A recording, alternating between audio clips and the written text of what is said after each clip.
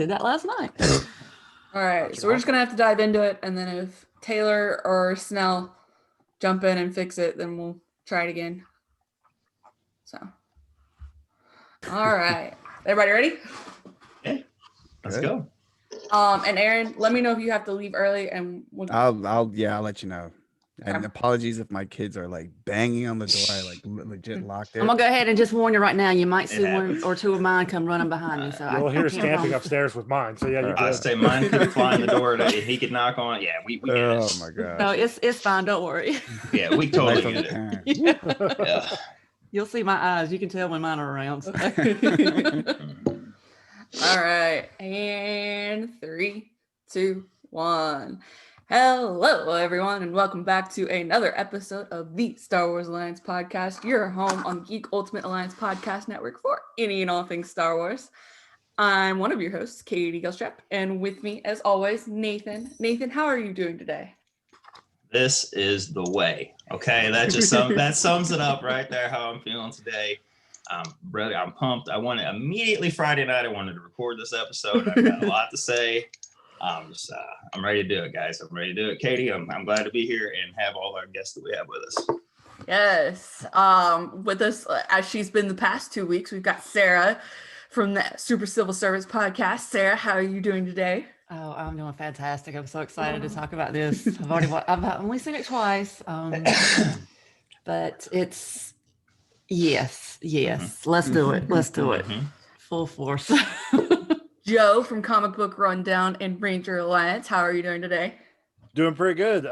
Hopefully I won't lose friends over some of the things I say. Oh boy. We'll go with it. Oh, Joe, you might not get to come back. I'm just kidding. That's fine. I mean, anyway. And chiming in from the Fanboy Garage, one of my good friends and Nathan's friends on the internet, Aaron. How are you doing today? I'm splendid. How are you guys doing? I'm so glad to be here. I'm trying to bring all that excitement at like 10 a.m. in the morning. So I've got my cup of Joe. It's hard to do, really. But yeah, no, I'm just channeling the good Star Wars vibes. So I'm excited to talk to you guys. Yeah. If it makes you feel better, it's 9 a.m. where I'm at. So right. Yeah. Dedication. Fun fact, Aaron's show is the first time I ever got onto a podcast ever. Was the first time I was on Fanboy Garage. It's with those guys. It was the first time my voice ever went out over the podcasting. And it was a great episode, man. Yeah. And it did really well. So thank you for participating. Hopefully we'll have more of you guys on. Yes. So we're gonna go ahead and start off with our usual segment with what's your one-word reaction to this episode? And we're going to start off with you, Nathan. Oh, wait. We should probably do the podcast bit. We can do that at the end. We can do that at the end. The only thing I will say right now is we do have ads. And so Nathan or I will try and give you a warning when those ads are about to come in. But we don't get to choose who the ads are from, nor how loud the ads are, nor how many times you hear the ad in this episode. Right. So just forewarned. Could be a 2-minute ad break and you hear the same 15-second ad the entire 2 minutes. It's really nice. Every time. It's fun. Yeah, really nice. All right, Nathan, give me your one word. My one word, it was just yes! That was my one word. Okay. Joe, what's your one word? Fan servicey. Not in a bad way, but fan servicey. Okay. Sara, what you got? Yes. That's all I can say. That's all I was saying. I was like, yes. Aaron, what you got? McClunky. Yes. I heard that as well. Yep. So I'm actually stealing my word from Matt. He said weight, and I completely agree with him. There's a lot of weight to this episode. So. Mm-hmm. Oh, okay. Yeah. I thought you meant like wait. I'm like, what are we waiting for? Yeah. If you were Marty McFly, it would be heavy, right? Yeah. Heavy? Yes. Yeah. Heavy. Heavy's another good one. Heavy's a good one. Yeah. So what did y'all think of this episode overall? First thoughts, no spoilers, just general summary thoughts. I'll jump right in. Go ahead. I was shocked actually. So I did a quick review on our show about the previous episode, and I was thinking to myself, there's no way they're gonna go there. There's no way they're gonna go there. And they did. And Yes. I'll be honest, I was super apprehensive about the whole idea. I didn't think that the show needed it. And but now that I have it, I'm like just bathing in it. I thought it was good. It was good stuff. All right, Sarah, what you got? Yeah, I was kind of along the same lines. It's just like, okay, because after all the discussion we had over last episode, about, how things were going to go and what might possibly happen. And, this particular instance was sitting out there, but I don't think a lot of people really thought that they, like you said, that they would really go there. Yeah. But it did. And I mean, it's out of all the episodes, I think this is the one that really sucked you in, because it's almost like what's going to happen next, that kind of thing. And then when it does, it's just like, okay, there it is. It is. I have nothing else to say. There it is. Yeah, I think I watched it twice and I was just like, oh wow, wait, did we really just do this? And then the Yes. second time through I was like, oh yeah, this makes complete sense. And then I was like, it just worked completely. Mhm. The episode shows a lot of great emotional capacity in Din. In this, there's like a lot of emotional growth.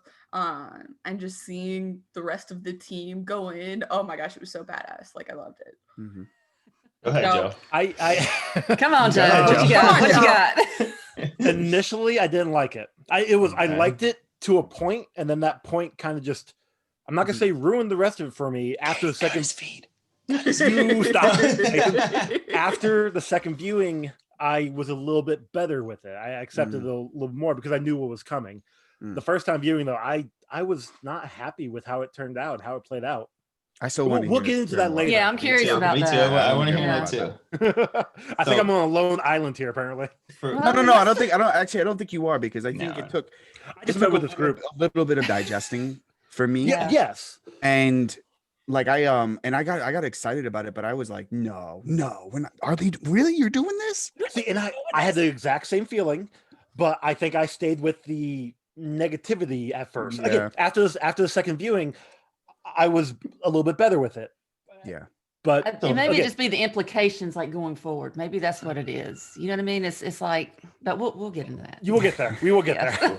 I Nathan- will explain where I'm at. Yeah, sure. Nathan, give me what you got. And then So just And don't like squeal. overall, no. So overall, like I really think the beginning music summed it up, because if you listen, like the music kind of felt like a Mission Impossible or a what's the other one? Not Mission Impossible. What's the other franchise like that? God, like a Bond movie or something. Like just the way the music went and kind of like the whole time I'm just like, oh, and like I'm just into it. Like the entire episode from go, I could just feel myself. Now I don't know if it was because I was just pumped up because it's a season finale, or if it was just everything going on. But man, I was just like, I had my whole couch, but I only needed like that much of my seat from the time I turned the episode on until it was over with. Yeah.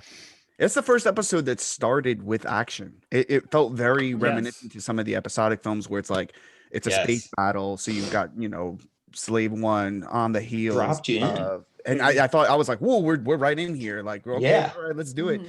Mhm. So it set the tone very quickly.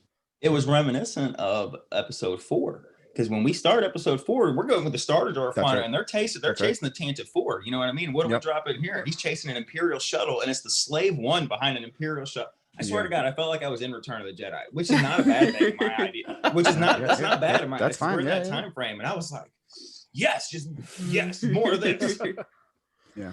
All right, from here on out, it's spoilers galore. Yep. So listener beware. But if you haven't seen the finale and you're here right now, come back later, please. Yeah, because it's about to get deep. That's it. All right, so Joe, I want to hear you talk Let's first. hear it. Yeah, Okay. Let's go. Throw it out Okay. there, man. Come on. So the whole episode, the beginning, you starts action. That you're getting the team together. The scene where was it Kara and Fennec and Bo and I can never remember her name. Casca. Thank you. Are just kicking ass. I would That is call her Sasha amazing. Banks. It's the well, I knew that, but Yeah. Also, what's up with Sasha Banks? Saying, "Oh yeah, my character's done." He. Hey, Okay. Sasha Banks said that. Katie Sackhoff said that. Mark Hamill himself said that like months ago. Well, so I'm just. I I'll don't say believe the anything Mark question- Hamill says anyway, but that's Yeah. besides the point. The question that do. was asked to Sasha Banks was very specific. I sent it to Sarah, but it was very specific, and she was just like, "Oh, it's just this one episode. Like, Mhm. I don't know where it's gonna go from here," kind of thing. Like, it wasn't like an "I'm done." It was a Well- all I can really tell you about is this episode. I think, But well, they it just did kind of gave ask the her after impression her they were filming done with wrapped. that one. She Yeah. they asked her after filming is wrapped though. So her said like the way it sounds. yeah, if I'm you not saying it play it sounds like that you're trying to way. spin it like she's like, oh, more could happen, but no, they were done wrapped. She knew. But no, she knew she had this shit. And again, it's all good. It's just Yeah. I am happy that nothing really got leaked, which is amazing. Yes. Yes. Yes. Knew about Yeah. both seasons. Yeah. Like no one knew about Grogu. Well, Baby Yoda at the time, and when Yeah. it first Okay. started, no one knew about Grogu. Well, Grogu's name maybe got leaked, but whatever. Like this, that's all great. That's all fine. And then we get the fight with Gideon and Din, and that was amazing. Yeah. And then we get the Dark Troopers, which was cool as hell. The Iron Legion, right? Right, we got it. And yes, and then Luke shows up. That's where I have my problem. I love Luke. His coming was the logical choice. It made the most sense given the time frame. Mm-hmm. I just wish there was somebody else. Only because the minute you bring Luke Skywalker on screen, nothing else matters. Yeah. And when the goodbye happened, I felt nothing because I was too focused on what Luke was doing. And so that was me. So Interesting. Wait a minute. Wait. Pause. You're a Okay. father, right? You're a father, yes, right? Yeah. You didn't feel nothing? Not the first time. All right, unpause. Go ahead and go. 'Cause we'll get back to that. We'll get back to that. Okay. Because Luke Skywalker's there. Like he takes up power. He takes up presence. I don't give a shit You're if I'm like- giving my son to Mark Zuckerberg or whatever. I'm still gonna feel it. You guys are gonna focus on Zuckerberg. But still, I'm gonna give him. You're gonna. Well, But hey, and go ahead, I go get ahead. that. Again, I get that. After the second viewing, I actually felt something. But I wish there was somebody else. That's just really the whole point. And I also kind of find it funny that Who would you have in mind?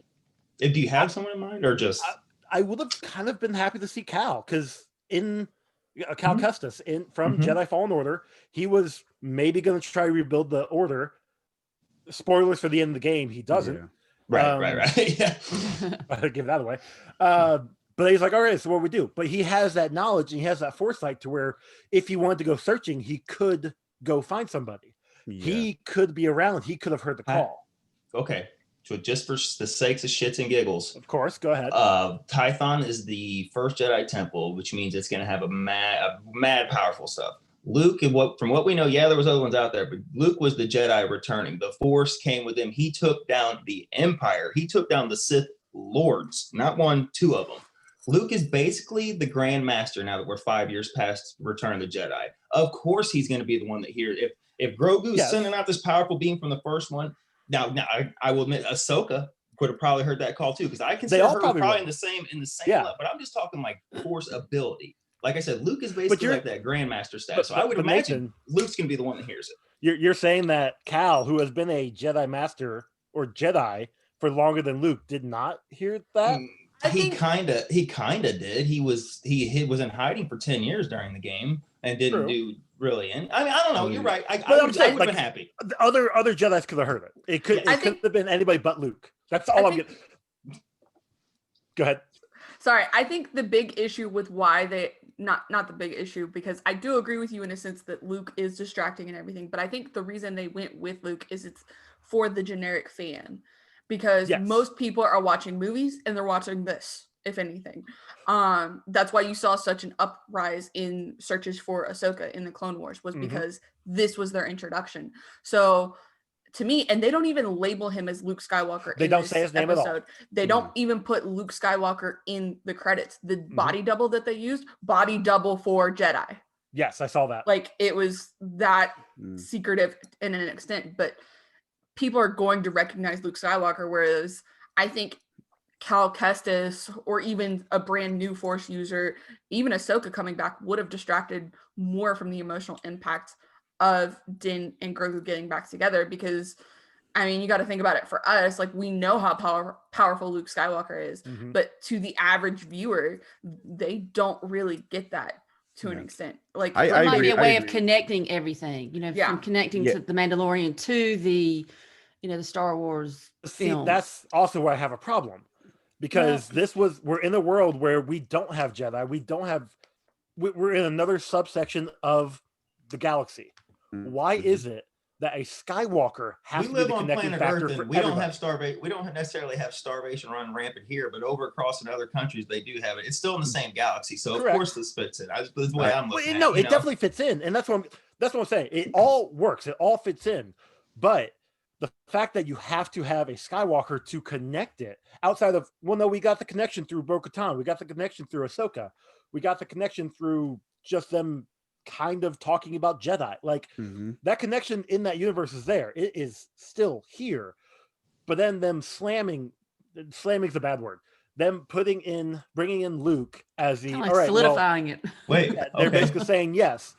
Luke What if Skywalker it's- is the Grand Master, and he All is right, going to look. take care of everything. I love this guy, Cal Kestis. But Cal that is a Kestis is amazing. niche. That is a niche, very niche audience. If, You are if correct. regular, average, everyday Joe come in and they see this guy take Baby Yoda, they're gonna go, "Who the fuck is this? And where's he taking the kid?" Because we're not But gonna look- see but stories Sa- about that with that. so- When you but see will he- Luke can he even Skywalker, say you the- go, "I know where he's going. He's going Yes. to the academy, and Ben Solo's probably gonna kill him." Probably Like, you not. know what I mean? But Like, still. you know what I'm saying? Like, Yeah. you know, Oh, I get what you're this saying. guy Let comes- Aaron jump you in. go, Who? I was Go gonna say ahead, that Aaron, the one thing here is, and I think this show has transcended fandom, right? Like the Star Wars community. It's gone beyond. It's in pop culture. Everybody loves Baby Yoda, right? And I think a lot of people who are not Star Wars fans, like through and through, are watching this show. And so I understand the connection of having to bring Luke Skywalker because it does tie that together. Joe, I'm with you, bro. Like, Okay.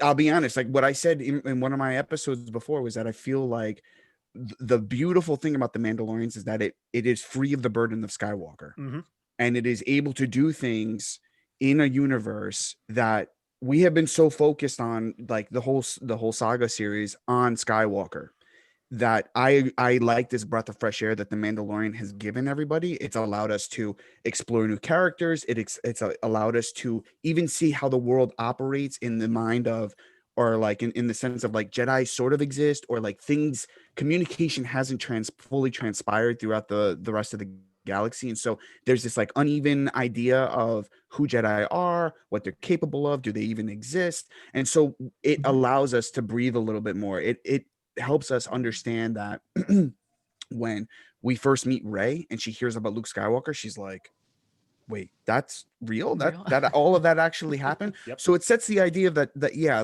legends can absolutely exist. That said, I also toyed with the idea, well, who could we have substituted that moment with? It can't be Ezra Bridger, right? It Correct. can't He's be, still can't be Cal Kestis. out there. You know, if they No threw, Hands Mace. Yeah, that was rumored. No Hands Who got Mace just one popping hand? up out of nowhere. you know, like there's a like we don't really know, only because we've been watching movies and we've only been through the lens of the Skywalkers. We don't know if there are other Jedi, right? Guys. What they've done in the novelizations, if they've opened it up that there are other Force users, they call it like the Tide, they call it a bunch of other things. So it could have been somebody that like is linked to the Force in But- that way. But again, that think moment, you're that overlooking gravitas, it had to be Luke Skywalker, Yeah, right? Because of the exactly. time No, period. And look, my biggest Mhm. issue with what this does to the show is it, again, I've said this for so many years, but we are stuck in like a 70 to 80 year timeline, and it is tethered to Skywalker. Correct. Everything we do has to be around Skywalker, and that to me is Chosen one of the the biggest. chosen one. I'm No, just no, saying, no, it's I gonna get it, center around the but at the end of the Grogu? day, like there are so many other things that are happening beyond Jedi that I find to be so important, and that's why the Mandalorian succeeds, because it has Yeah. nothing to do with Jedi. And Now it again, does. having Luke makes sense. I fully was weeks ago when he reached out to a Jedi, I almost knew it was going to be Luke. Yeah, I wanted it to be somebody else, but deep down, I knew it was going to be Luke Skywalker. yeah.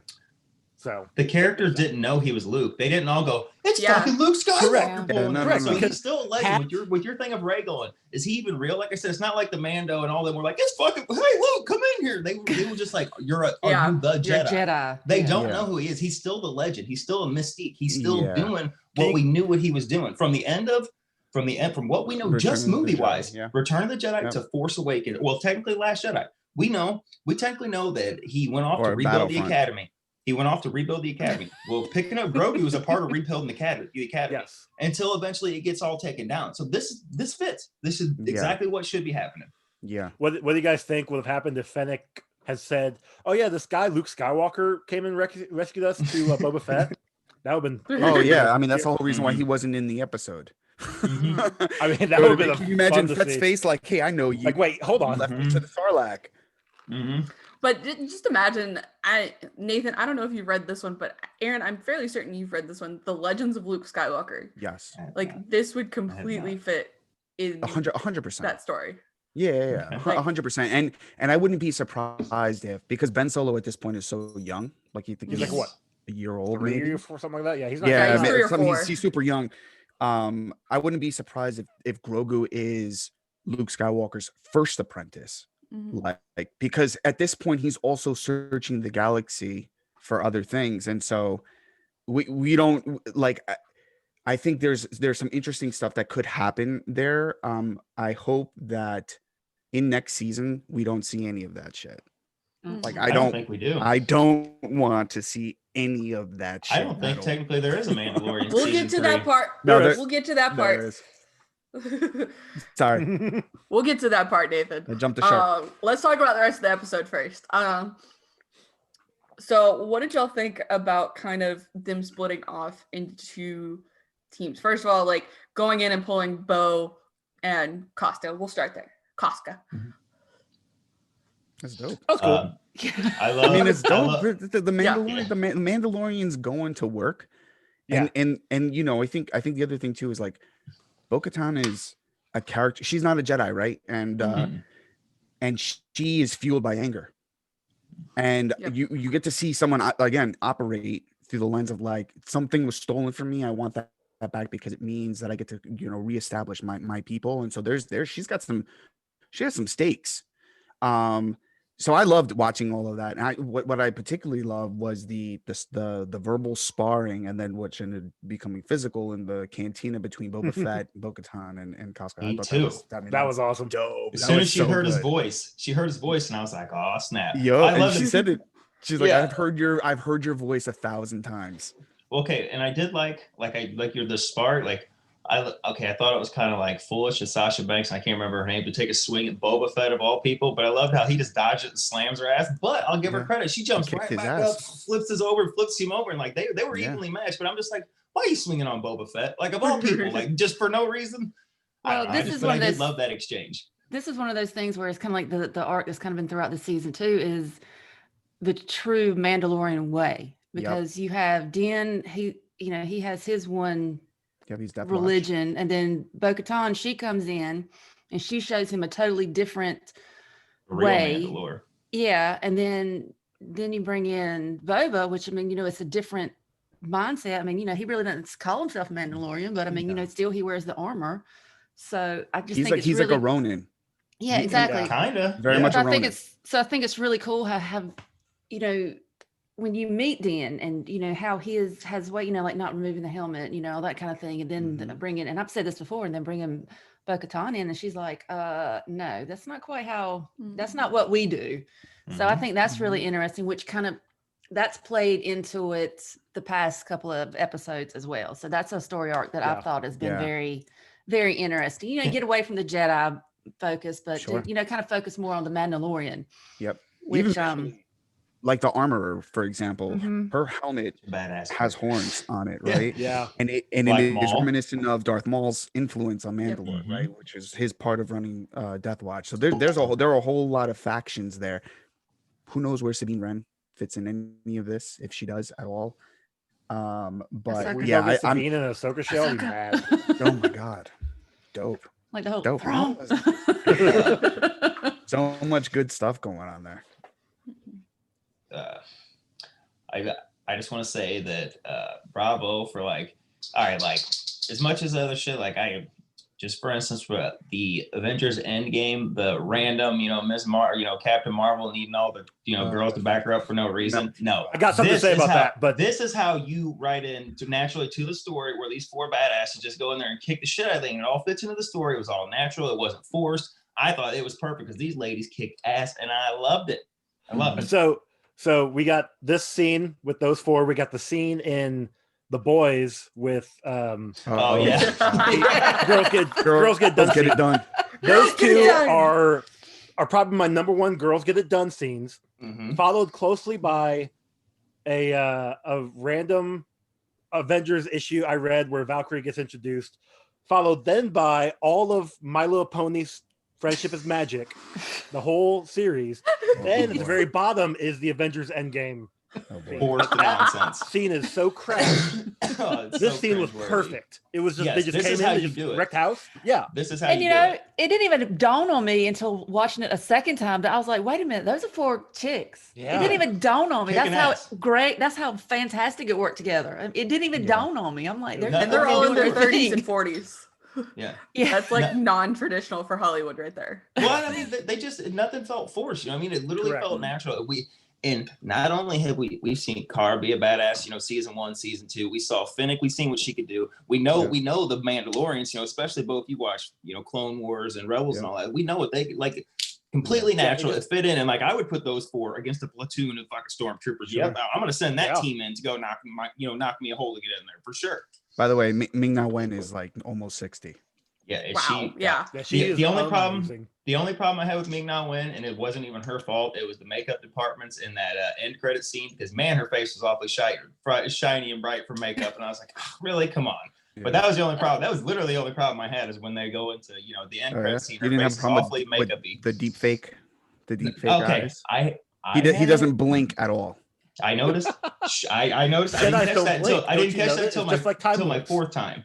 I did not catch that till my fourth time, but I went, oh. Can we talk about Dan getting thrown around like a rag doll? Yeah. And thank God he was wearing Beskar. Yeah, and that his helmet is pressurized. Yeah. Oh my that was such a badass scene. Yeah. That was such a badass scene where he's like smashing him into the wall, and I'm like, oh God, man. he's gonna smash his face in. He's gonna smash his face in, and then you just see the helmet just denting the wall, and that was awesome. Because he was just like, I'm gonna give Peyton Reed credit because I had no idea he was the one directing the finale, and what a great finale! That was a badass episode. It was great. He got 2 cracks at it this season. Yes.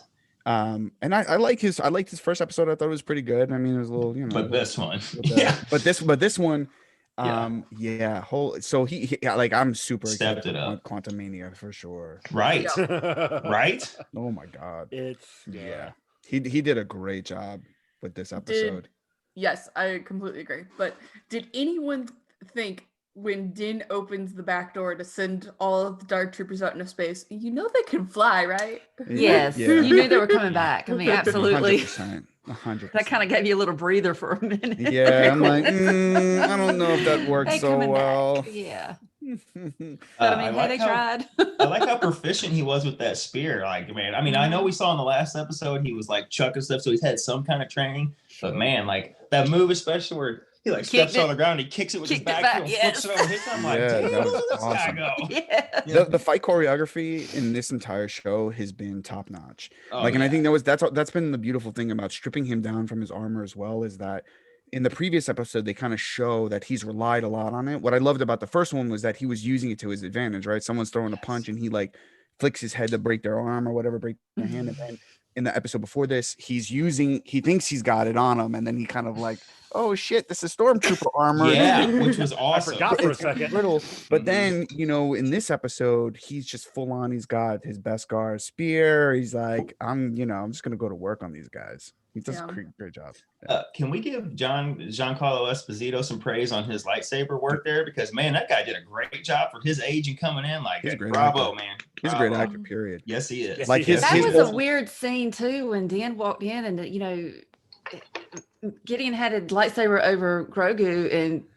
Dan's like, dude, I don't care. You can keep it. I don't care. Yeah, and that's another Mandalorian thing too, because Gideon knows like the Mandalorian way, the Mandalore way through. So did you see the look on his face when Dan's like, "You can keep it. I don't Keep it." care." He's like, He could "Oh." tell he really didn't know. Like that was Yes. quick forgetting. Like he really Yes. doesn't know. Yeah. You know what I Yes. mean? 'Cause Which he came actually for the kid, and that was it. disarms him. Yeah. Yes. And that's the thing. And, Yes. and he's like, oh, okay, I have to try a different tact here. Mhm.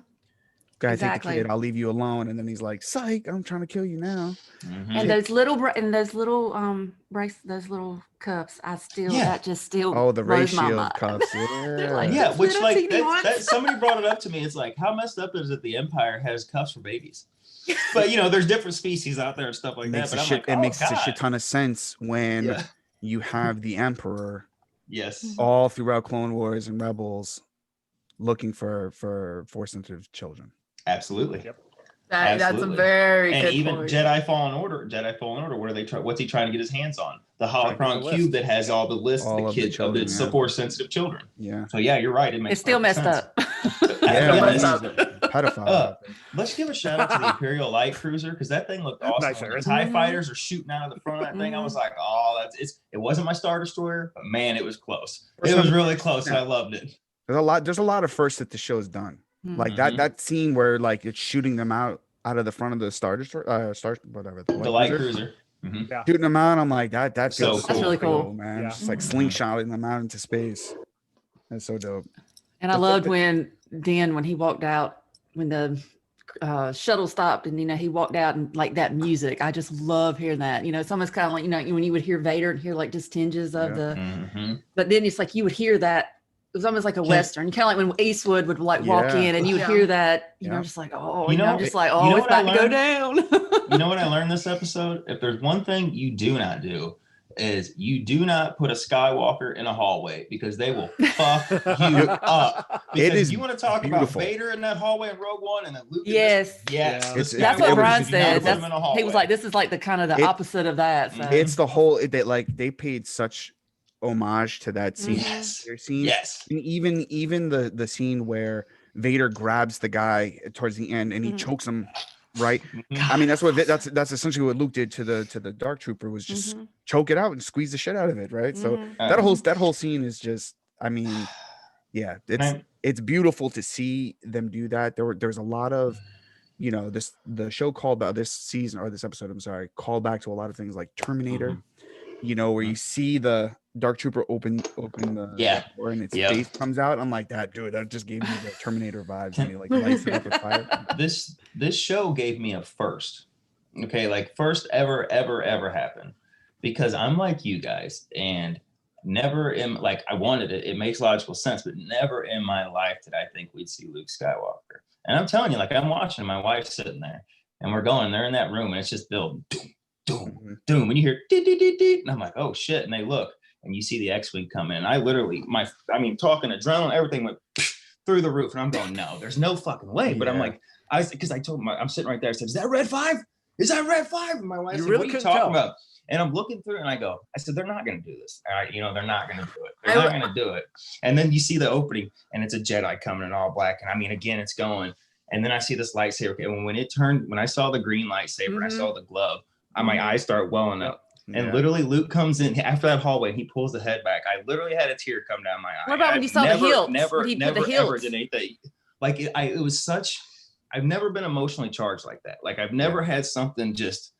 I mean, bam. Because you guys know how I am. Like I'm not a fan of The Last Jedi and Luke's treatment in general in the sequel trilogy. So I thought we're not going to get this. You know what I mean? I thought never. And to see the Luke Skywalker that I always, that you would read about in Legends, or like you knew about, but like to actually see that, dude. Like I said, it just something came over, and I mean, bam. And then just the icing on the cake is R2 comes around. Of course, R2 is going to be with you. Yeah. And like you get that because you didn't get those two really together in the sequel. Like you did for a minute, but R2 was under a tarp for a while, and then he was doing nothing or whatever, but like to see these, like the emotional reaction, like I'm literally screaming and stuff. My wife has never seen me like that. I mean, like I'm literally jumping up and I'm going, and like I said, I got a tear coming. I've never had. Or your eyes And sweating. so for all the people Yeah. who are like, oh, this is good, and I'm not necessarily calling you out, Joe, or whatever. I'm No, just no, saying, you like, could. of like why would they do that? We don't need this. You don't do that. You know why? It's because the people like me who knew where the Force Awakens was coming out, who knew The Last Jedi, who knew all that, and we didn't get to see any of that, and our fucking dreams were crushed.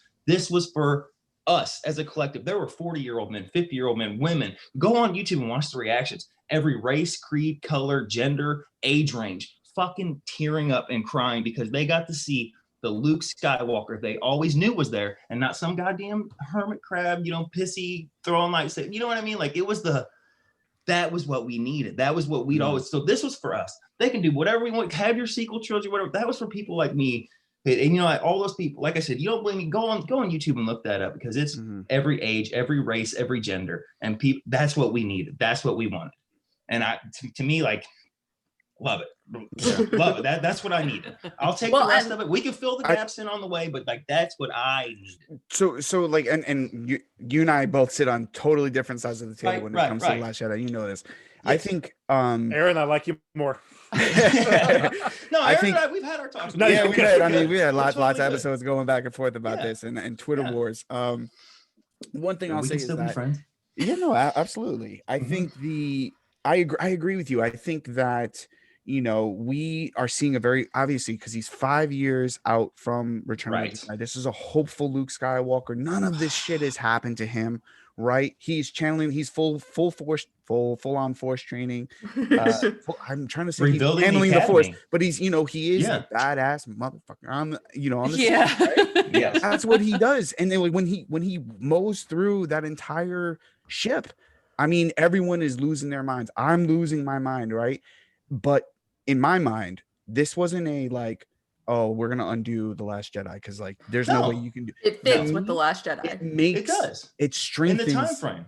The Last Jedi in my mind because I'm like, and this is what I wrote on Twitter, right? I didn't want to spoil anything, but I was like, if 2020 has shown us anything, is that a curmudgeon, apathetic Luke Skywalker can exist. And then we've only been through 1 year. Imagine hitting a stretch of years where shit just ain't going right for you, right? The thing that you try to create, the energy you poured into something and it's falling apart. It's turning to ash in your fingers or on your tongue. What have we been screaming? We need an animated series to help us 100% to deal with it. We can get Mark Hamill with that voice. Some of that. Yeah, we need some. Show me training Ben. Show me training Ben. Luke Skywalker kicking ass. I agree with you. And I was just saddened that it wasn't Sebastian Stan standing in. Yeah. Okay. Well, Aaron, like you said, like a lot of people hated the prequels or whatever, and then you got the Clone Wars, and man, that really helped pad that out to go. And and this not for me. For all my griefs about the sequel trilogy, it can still be this right here helps make me feel better about that. Give me an animated series, like you said, show me Luke building up and all the tragedy, boom, boom. Show me what scared you so bad that you would pull the blade on your own nephew because you threw it down when it came to your father. You know what I'm saying? You were willing to die. Show me what made you pick it up. Show it to me. And I'll feel so much better about it. Pat it out for me. And I think this was the first step in like getting people like myself who don't necessarily like that. This is the first step of, all right, guys, you remember how people didn't like Attack of the Clones? You know what I'm saying? Well, here, we're going to pad this out. Like, I think this is the first step towards, we're going to make you feel better, possibly. You know what I'm saying? I'm not saying like next week they're going to do this, but I think this is the first step. And who knows, in 5 more years when they do the animated series or another piece of Luke, you know what I'm saying? These blocks are they're going to fill in like Tetris and you're going to go, they have the books, they have novelizations, they have the comics. Like they're slowly building. Not everybody reads books, not everybody reads comics, but they're slowly building that story 100% through other media, and everything is connected, which is good. But didn't they go back and say need that a Luke show, only cut they need himself off for something. 6 years? Wasn't that the thing? Didn't they come out and say Luke only technically shut himself off for 6 years? Now I know Ryan Johnson said whatever, but I'm pretty sure they made a book that said like basically before Ray gets to him, it's only been 6 years that he shut himself off from the Force and became a crab ass and was like, man, I'm not doing anything. But like it's because, and I know the movie implied it was longer, but I swear there's been a book or a comic or something that's come out and been like, no, it was only 6 years. Guys. He was still a badass. Hasn't been any of the comics I've read, but could have been a book. Right, I'm just saying. Now I haven't read all the books yet, so maybe I'm not thinking. Could be right. But I'm right there with you. I thought it was longer too. I thought once the temple fell, which would have been a decade at least before Last Jedi. That's when he shut himself off. I mean, he was clearly older, and Solo was in his teens, probably. Maybe early 20s. Who knows? I think it was, according to the comic, it was late teens, early 20s. Yeah. So. Yeah, I mean, I thought. Look, I thought it was well executed for what it was worth. And and minus the deep fake stuff, because that started to take me out of the moment a little bit. I'm like, oh god, your face isn't really centered in where it is, but I'm like, I'll take it, it's fine, I it's all think good. it was a I little just like bit it was better. that Luke, because it was like, you know, Yes. you see, because really technically, you know, last time you see him is, you know, Return of the Jedi, and then he's Yeah. already in that state of mind, so he's all, you know, like I said, master-ish and all that kind Yeah, of thing. he's So the way he stoic. comes in, exactly, he's so stoic and solemn, and just Yeah. I will. I Yeah. think the deep fake works, and honestly, I think this may have been an introduction to try and see if people were truly interested in seeing more of Luke Skywalker, trying to see the reaction, and then maybe you might get a recast. Mark Hamill said that they recorded this scene almost a year ago, which makes sense, but he was like, he sent out tweets on Twitter and everything. It was like, yeah, we managed to keep this silent for over a year. I mean, the whole thing, I mean, and look, and it's a testament to the way that they shoot the show, right? Because it's very small crews. They use the Unreal Engine to drive a lot of the production on that. It is, and this is how they've been able to push through despite COVID as well, right? Yeah. So Well, I don't know if you want to technically segue into like they wrapped filming a week before everything shut down. The Mandalorian has been done, principal photography, everything. Literally the week they did their wrap party, and like 4 or 5 days later, everything shut the fuck down. Yeah. So everything else was done in post production. This list literally was never affected by COVID. But what I was gonna say is season 3.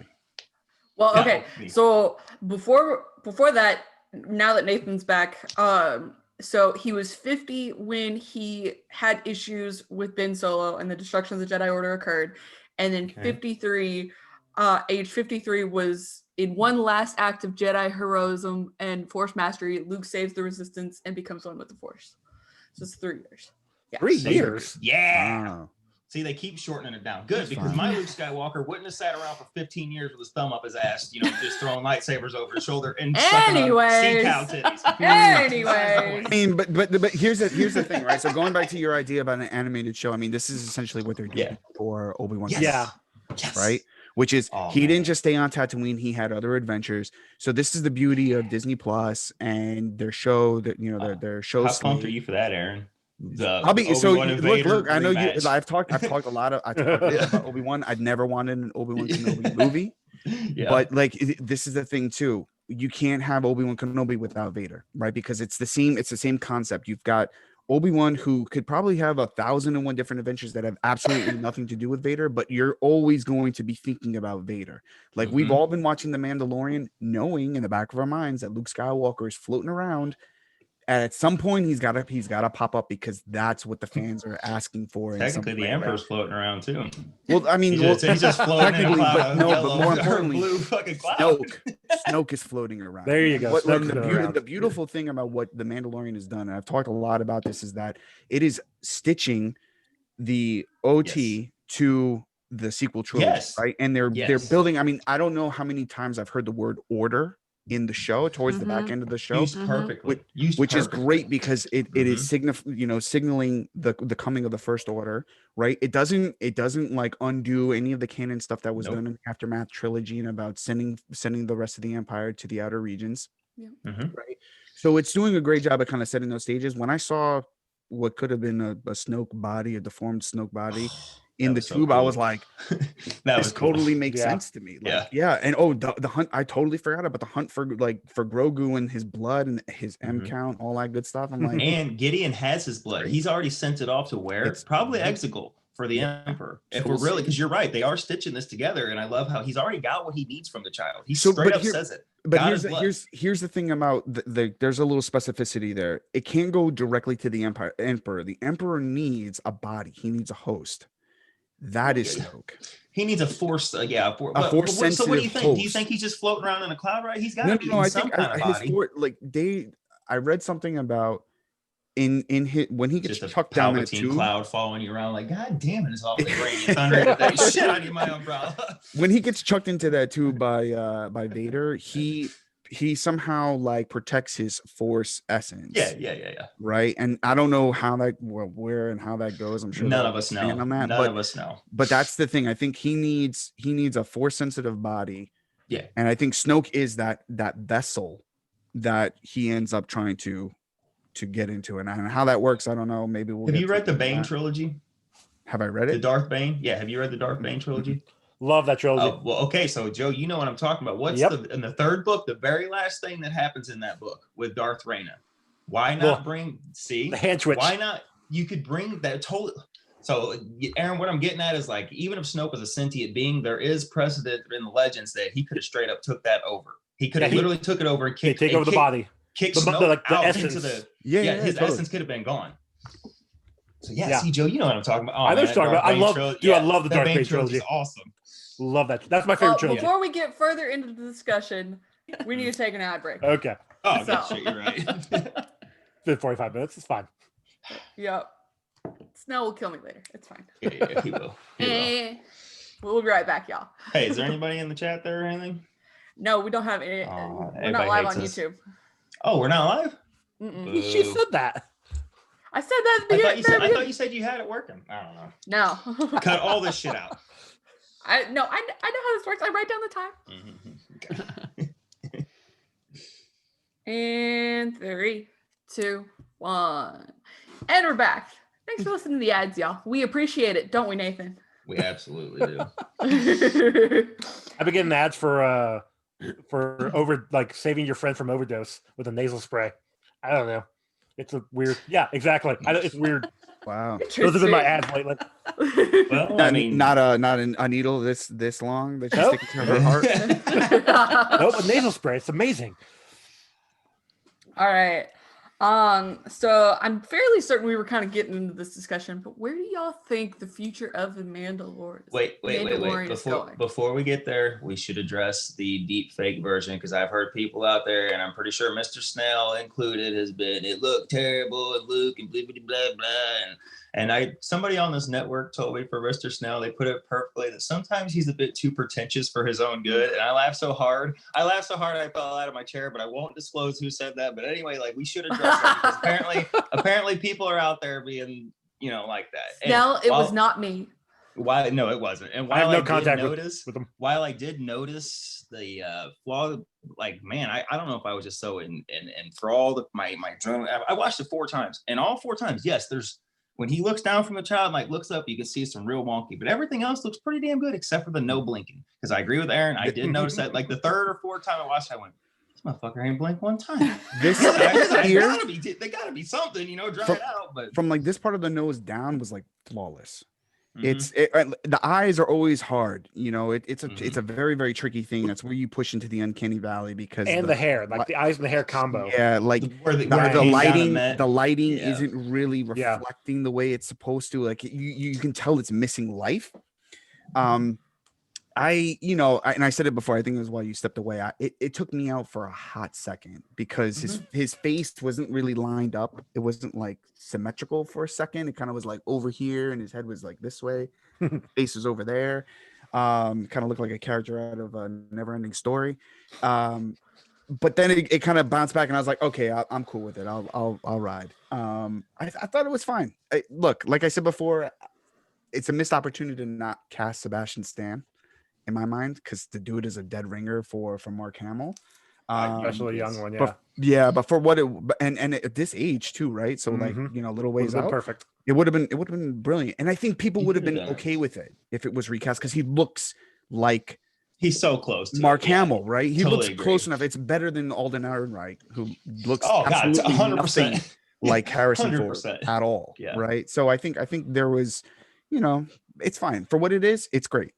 I'm cool with it. I'm good. I was okay with it. It looked on par with Leia at the end of Rogue One, and even when she that was picks her still head kind of up. Yeah. that was still a little messy. Tarkin in Rogue Tarkin- One was the best, but Yes, let's Tarkin's get the beyond that. Like Luke, I agree with you, Aaron. There was something off about it. Just it wasn't perfect, but it wasn't terrible. Luke and Leia look It wonky in worked. Rise of Skywalker. They do, Luke but looked that better. has a back like a black backdrop, so you And can't. yes, You're not only get focusing that part on of it. the face. You're Correct. right. You're right. So this is here they are, like you're seeing them in light. It that's what makes it wonky. Yeah. The body double was great too, though, because Yeah. like the posture and all of that looked great. Well, and if you look at the body double's face, I'm like, wow, he could have even played Luke Skywalker to an extent. Just yeah. He's got like the eyes and only blonde hair. issue only issue I have, and I get it because it has to fit with canon, but like the black robes.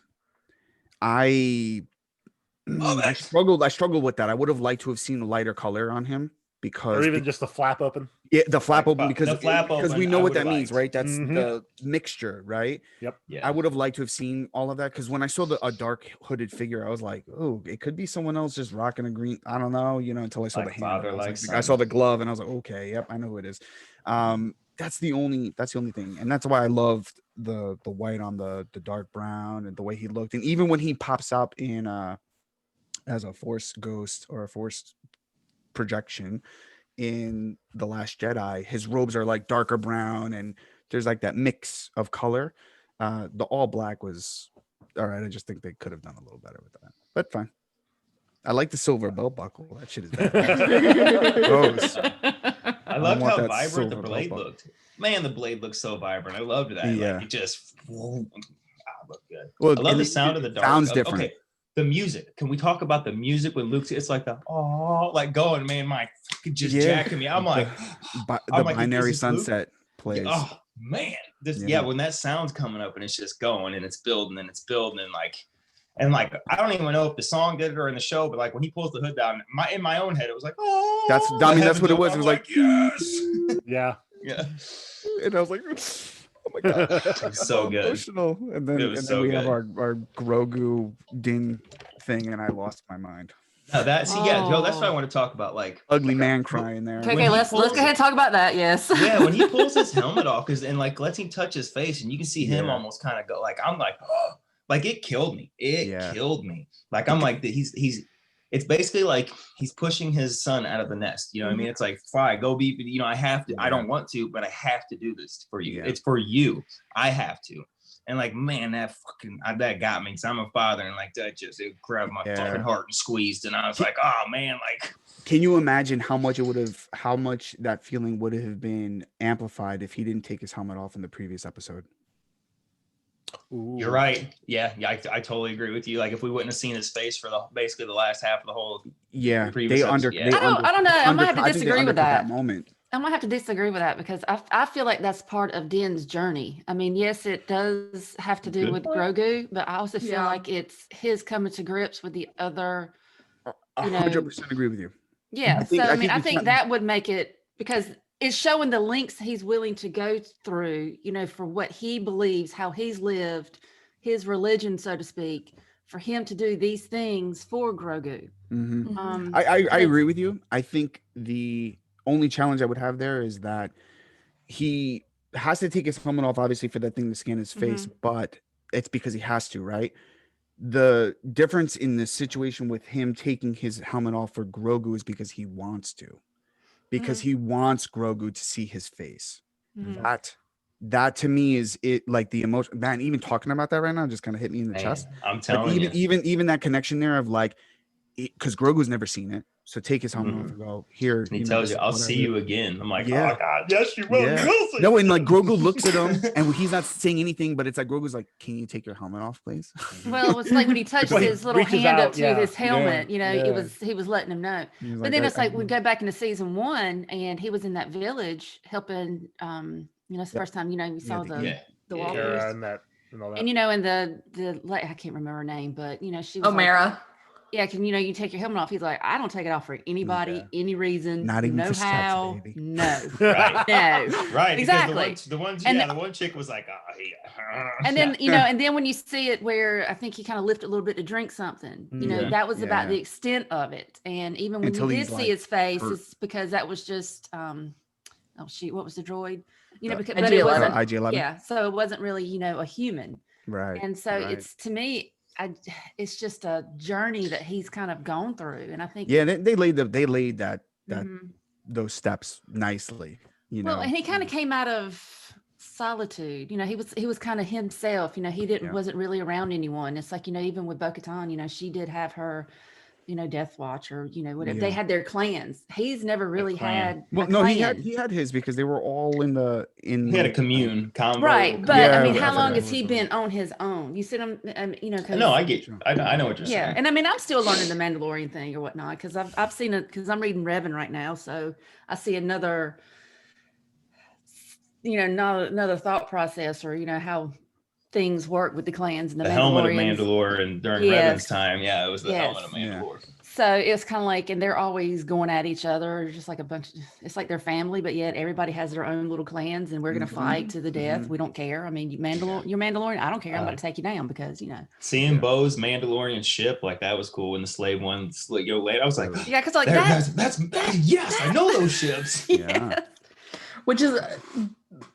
Which is one thing that I think is a missed opportunity in this season, was to really explore, especially after Bo-Katan comes in the first time, was having Din kind of explore his heritage more, involving I think we're getting that. Season 3. Yeah, I think we're getting that. He's literally But also- the ruler of Mandalore at this point. He just doesn't know it. I think he's gonna learn a lot about his heritage. Yeah. Real quick. I got something to say about that. Wait. But okay. So I think you would have gotten more emotion, and I talked about this in the last episode, but like if you'd seen him as a kid, like in just a flashback sequence when he's got the 10-second timer going, when he's removing his helmet, if you'd seen a flashback there, it was just like, you never take this off again, like that kind of thing really would have helped build the emotional stakes that he was doing there. So, but yes, Darksaber, we never talked about the Darksaber and what Din has now. So Joe, go for it. Go ahead, All right, Joe. so What was you gonna say? this is another hot take. This will be Oh fun. shit. But Lando should be the ruler of Mandalore. Lando should have Darksaber, and here's why. What? I got a nice little list here. Go ahead, come on. I want to hear this. Pre Vizsla has the Darksaber. Maul kills Pre Vizsla. Yes. Kenobi kills Maul. Yes. Vader kills Kenobi. Palpatine kills Vader. The reactor shaft in the Death Star 2 kills Palpatine. Lando blows up the Death Star 2, meaning Lando is the rightful owner of the Darksaber. I love it. And I will take it. I just found funny with that. How much time did you spend on the toilet writing that out? None. I found it on my girlfriend found it on Reddit. Well, I mean, technically, we know that somehow Gideon is responsible for the Night of 1,000 Tears, and that's when he technically takes Bo down to get it. We don't know. When does that happen? Does that happen right before? Here's New the Hope? thing. Does that happen right after Rebels? I was trading this off with a friend of mine, and he was like, "Oh, I've got a problem with this whole idea of like claiming the Darksaber through battle." And he was like, "Well, how did Moff Gideon get it?" And I said, "Dude, he's not Mandalorian. He probably just took it from her, like beat her, like maybe he just destroyed her, whatever." But he took it from her. He may not have beat her in hand-to-hand. Yeah. Even still, though, he may not have even needed to beat her in hand-to-hand combat. Oh, he cheated. 100%. But and so that fuels her rage to get it back. But because another Mandalorian has defeated Moff Gideon, she has to abide by the laws of Mandalore. And see that. Okay, let's talk about that. Her standing there like that, and like that look on her face of like, oh god, like her hands were itching on her fucking all over the gun. Like, she was ready. She was ready to draw on it. Like you could see it. She was ready to draw, and I was like, I totally get it because yes, she does feel burned. She goes but her journey from Clone Wars, from Death Watch through Rebels to where Sabine and her, and she becomes the right. Like I feel now. Yes, she did lose it, so maybe that rage comes back. But I feel now. I can understand her being pissed because that was her whole mission was like, Gideon's mine because she wanted this. But like her doing that, like, and even him yielding it. The only problem is Gideon was right. It's not so much, it's the room. If it would have been just Din and her and he yields that, I think nobody's none the wiser. But since there are people, that story is going to get out. It's going to get out to where he beat him. So he's the rightful ruler. He can't just yield it. Like, and she's right. She goes, and that's exactly. also why Bo-Katan probably didn't have a good enough rule because Sabine just gave it to her in Rebels. And I think that's what makes her believe kind of in the karmas because because Sabine handed it to her and then Gideon takes it from her relatively soon-ish after. We still don't know the exact timeline, but because Gideon takes it from her, she's like, okay, I knew what the story was beforehand. And I just didn't follow it. I let Sabine hand it to me. Now I really have to in order for it not to be taken from me again. That was a lot of people's problem with this episode, other than the Luke Skywalker thing was, okay, wait, but she got the saber from Sabine in Rebels.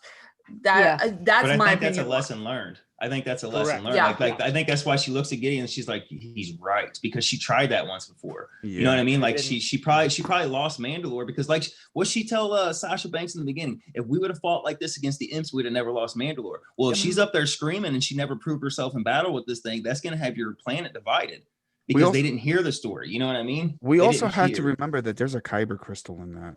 Yep. Right. And Yes. kyber crystals like have certain allegiances to people. It's True. They kind of have a mind of their own. Yes. yeah, you're right. exactly. So because they're force connected. So like that whole idea of like winning it over. Oh, and has Din's some- been with the child for so long. That's Maybe right. like some force residue rubbed. Oh, Who I see where you're knows? going. Who I see knows? where you're going. He just squirted a little force on him. He didn't even know Who it. knows? But I mean that's the thing. So like Ahsoka, for example, her lightsabers are white because she's healed the lightsabers that were The taken red from the ones. Inquisitor. Yeah. Mhm. Mhm. You know, but she had to do it through the force. So there's a lot of like, you know, mysticism and stuff that I'm sure many people who are watching The Mandalorian have absolutely no clue about any of that stuff. Only the deep It's hard to cut remember people that. here. You know, it's hard to remember that this is a show for everybody. Disney not Plus just the did a good fans. job. They put up right after the Ahsoka episode, there was like a getting to know Ahsoka, or there was something I wanted to see where you could they gave you some essential episodes to watch to backstory her up. Yeah. It's called Clone Wars. Oh, Nathan just froze. In a very, very Oh, boy. fun picture. Nathan, hello. Where's that nasal spray? Where's that nasal? Love it. All right. No, so where do y'all think the future of Mandalorian goes? Let me text Nathan so he knows to just hang up and come back. It goes to Mandalore. Aaron, why don't you go first? It goes to Mandalore. Yeah. I think we're gonna get some throwdown of, you know, of Din and Bo-Katan kind of figuring out what, you know, who's the rightful heir of Mandalore. I think we're gonna get a little bit of that. The other thing too is, you know, she's clearly representing a fuller sect of Mandalorians, and now Din is coming as a solo again, a Ronin. So, and he's coming from a place, from a sect of Mandalorians that are looked down upon, right? Death Watch was like ousted out of Mandalore, despite the fact that Bo-Katan was part of it. But the fact that, you know, he comes from that small sect, I think is going to play an important role in terms of his ability to kind of reintegrate. So I'm excited to see about that. I wouldn't be surprised if like season 3 is called The Mandalorians, because that'd make a lot of So So you don't think you know, you don't think what Nathan hinted at in the beginning, that the Book of Boba is season 3? I don't. So I think they've actually come out and said that he will have his own series. Nothing like official, but Yeah. it's like the rumors have been that way. Because my girlfriend and I had the same discussion. The Book of Boba Fett coming 2021 December, right when Mandalorian season 3 was going to be coming, it makes you kind of think it could work because the show is called The Mandalorian. He is he's in Mandalorian armor, so it could follow that. But I was talking with Clay because we recorded the other day, also from Ridge Alliance, and he had sent me a Twitter post from Pedro's body double saying, no, Mando's not done. Pedro's coming back. Yeah. For season 3. Like, guys, just stop worrying, everybody. Yeah. No, that makes sense. Yeah. The thing to me is, so they wouldn't have left that power vacuum thing as a cliffhanger if it was going to focus on Boba Fett. You see what I'm saying? So like, there's going to be that power struggle. You can't do that and Boba Fett's rise again to power in the same. I don't think you could do that in the same breath, right? It was like, I was having when Ahsoka popped up, people were like, "Oh, are we going to see more Ahsoka?" And I'm like, no. Her mention of Thrawn was a offshoot of like, nope, she's going to have her own series. 100%. Backdoor pilot. Yeah, Literal that backdoor pilot. 100%, right? The thing, here's the thing. I totally applaud Disney if this is how they're going to do this, but like the Book of Fett would have gotten investors like foaming at the mouth, and they didn't mention it. They did not mention that's a fan thing. That's like, no, he's coming back. Like, you guys love him, like he's coming back. So I think that's definitely its own show. We'll see what happens with Mandalorian season 3. I think these are two very, very separate Correct. shows. I agree. Yeah, I'm thinking too. Nathan, why do you think the Book Hi. of Boba Fett is gonna be season 3? Okay, so I don't know what the fuck happened there, but I was wondering. I'm wondering, is this kind of like a Rogue One thing, like Rogue One, a Star Wars story? Is it going to be Mandalorian? The Book of Boba Fett. Is it going to be kind of like an anthology thing? Is it going to be like No, we'll it's see called Dig Star show Wars: up The in the Book of I don't think Boba it will. Fett. that's the official name of Star Wars, The Book of Boba Fett? I'm sure that. I mean, Anymore. no. I'm just saying, like, But it's like I mean, Star is Wars, this- The Mandalorian, Star Wars, The Acolyte, Star Wars. Okay, You know what I mean? You're Like, right. But I guess what I mean is it like Star Wars, The Mandalorian, The Book of Boba Fett, or is this going to be a totally new? There was speculation that like the Bad Batch, something else, and like a live action Underworld series were all going to be weaved together with like Darth Maul as this thread that kind of had them all going together. The So Land we of know Fear Bad probably. Batch is coming. Is this a part of that? Is Boba Fett's thing a part of that? I mean, not Maul's dead at this point, but like his syndicate. Like I posed to my friend, are we going to see Akira in this? Like she's running Crimson Dawn full on because Maul's gone, everybody's gone. Is she going to be full on like a head of a crime syndicate and going against rival Boba Fett, or is he just going to start a bounty hunting guild? Like what the hell? Like I don't. Is this? I'm gonna say no because I'm pretty sure Maul probably killed Kira because why the hell not?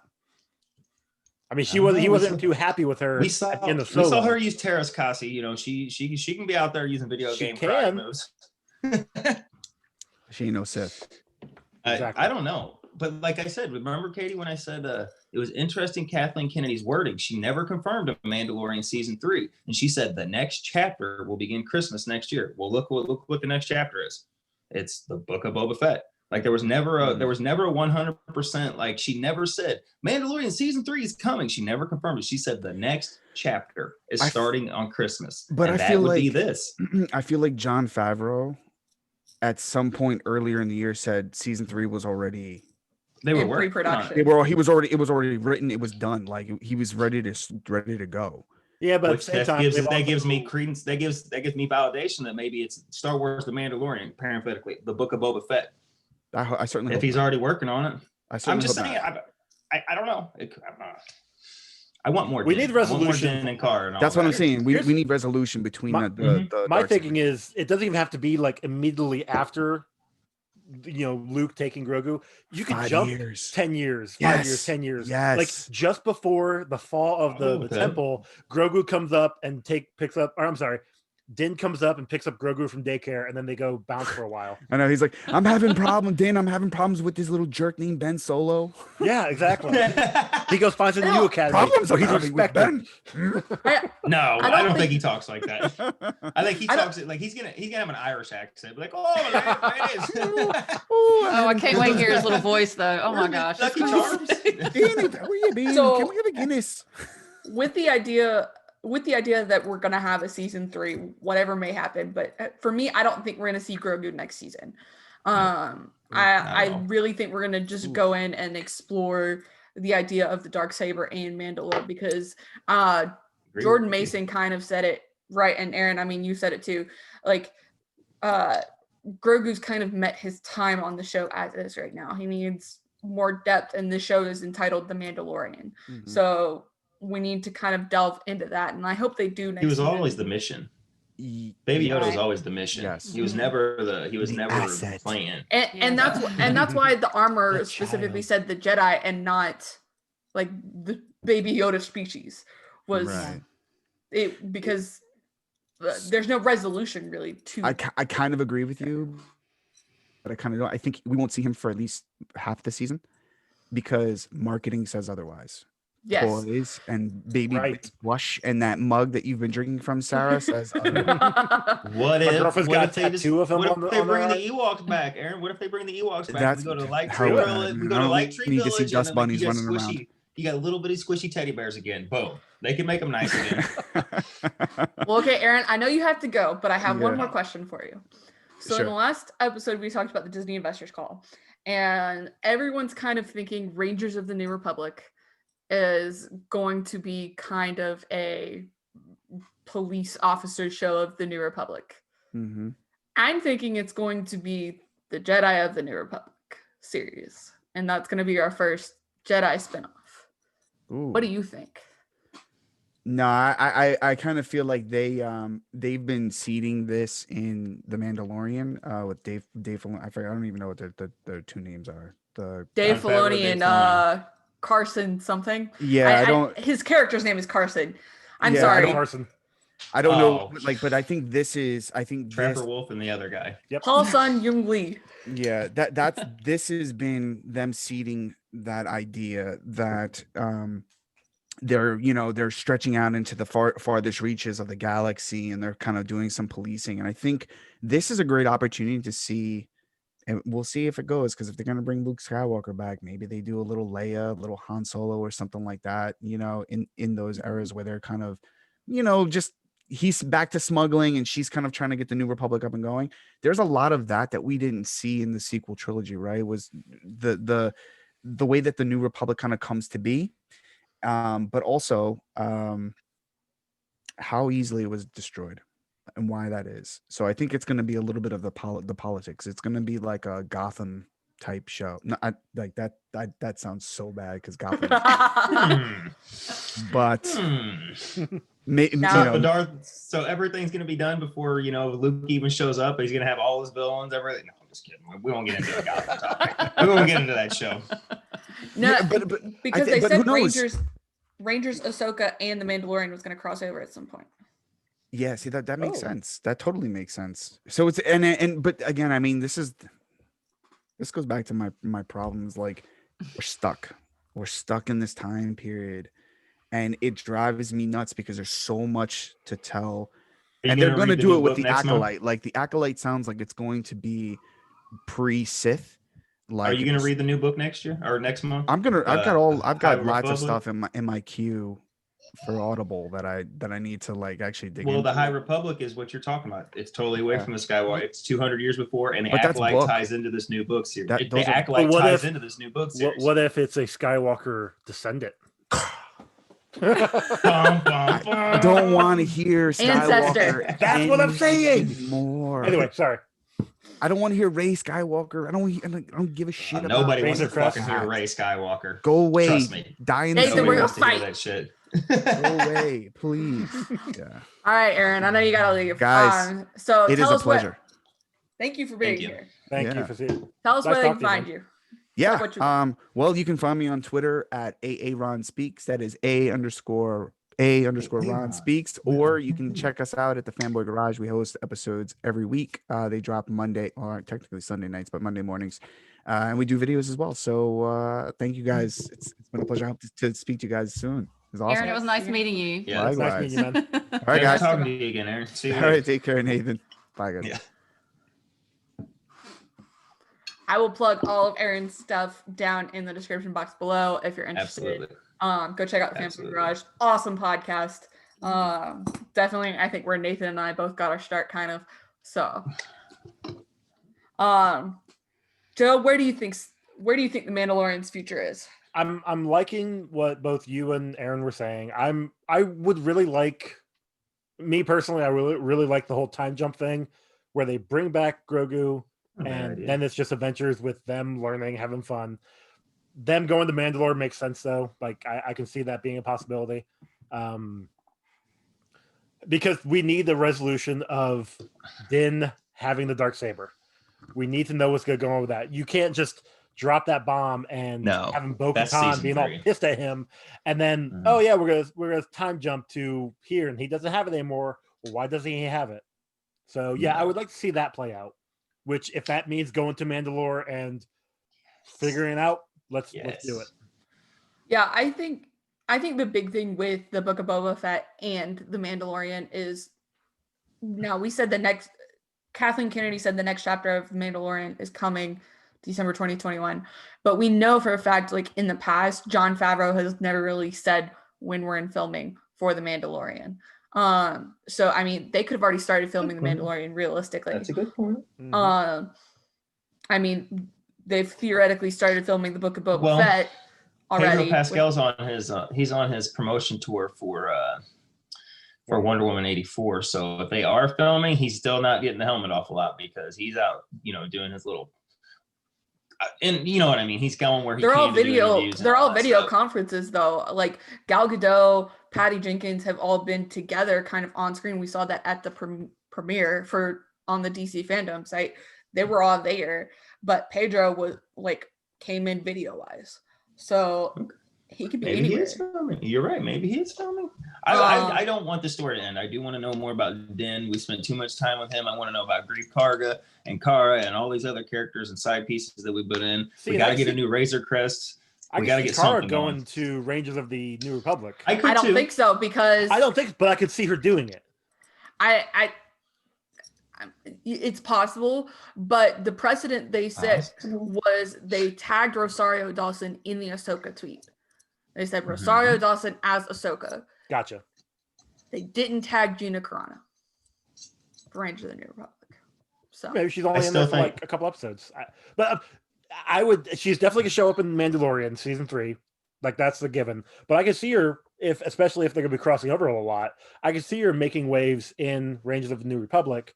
Just to be like, all right, well, this is what my report is from Navarro. Like, here you go. Nothing's happening. We're boring. Thrawn will be the overarching villain of this, and I have a feeling that since they're filling in this timeline, like you and I, it's a long time ago, Katie said, is what if they're going to fill in the gaps to the sequel trilogy with live action? I'm almost firmly believing that now. Instead of the animated series and stuff like that we had before, I think it's going to be live action. And I think Thrawn is, like I said, isn't it interesting that they put him back in the exact same time period as the Legends books where he was gathering the strings of the Empire and pulling them together. I think with them saying these 3, Mandalorian, Ahsoka, and Rangers are all going to go, I think, and Dave and John have said that their series was going to kind of help, what did they say? Introduce the First Order. Yeah, introduce the First Order. So I think Thrawn's going to be the one that's pulling, you know what I mean, getting shit together that's going to eventually turn into the First Order. Here's a Joe, question. they said that at the very beginning before season 1 even released. They were like, it's going to go into the startup of the First Order. Which is fine. But here's my question. Nathan, you said Thrawn come back, and according to the original trilogy, which I'll be honest, I have not read that original Thrawn trilogy. I haven't. I've read the new ones. I know. Yeah, I read the new ones, but I haven't read the Heir to the Empire trilogy. But Katie has. I need same to. time Yes, frame. I totally need to. But if I recall, because I just finished up the new trilogy, nice, and from my understanding, Thrawn came in to this galaxy basically to find the power to help him in the unknown region. Yes. So if he were to come back, like the only reason he sided with the Empire was because the Empire was in power. If he comes back and the New Republic's in power, do you think he's still going to side with the Empire or First Order, or do you think he'll jump on with the New Republic? Okay, like, look, whatever can help me keep the Chiss alive. You're forgetting one key thing that he said. He came here to assess the Empire to see if they were strong enough to help him. The New Republic, we know, is not strong enough to help him, but he is in a place of position that he can grab the remnants of the Empire and forge it into the fist that would fight against whatever's taking the Chiss Ascendancy, his self. Now he is the main guy. So he can take whatever in the structure that's already been set there, pull that back together and say, well, I don't need the New Republic. They're in shambles. They don't know what the hell they're doing. But I can take what I have here, and I know I can build it into what needs to help the Chiss Ascendancy. Well, and I think the big thing there is that we know, based on the new Thrawn trilogy, that Thrawn and the Emperor had several conversations that were private. He spent a lot of time on Coruscant with the Emperor.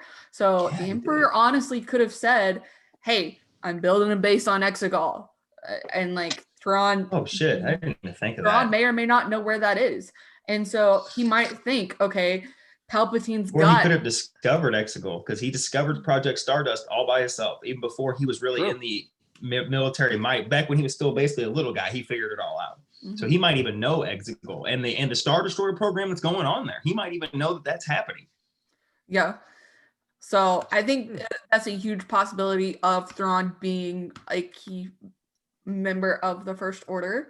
I think that'd be cool. Honestly, we're going to get more in the Thrawn Ascendancy trilogy book 2, Greater Good. We did get the release date for that. That's coming out in April. Officially April, and it's called The Greater Good. End of April. Is that the name of it? Yep, end of April. Greater Good. Yeah. I'm getting my pre-order on right now. I'll be going to Audible and pre-ordering that bad boy.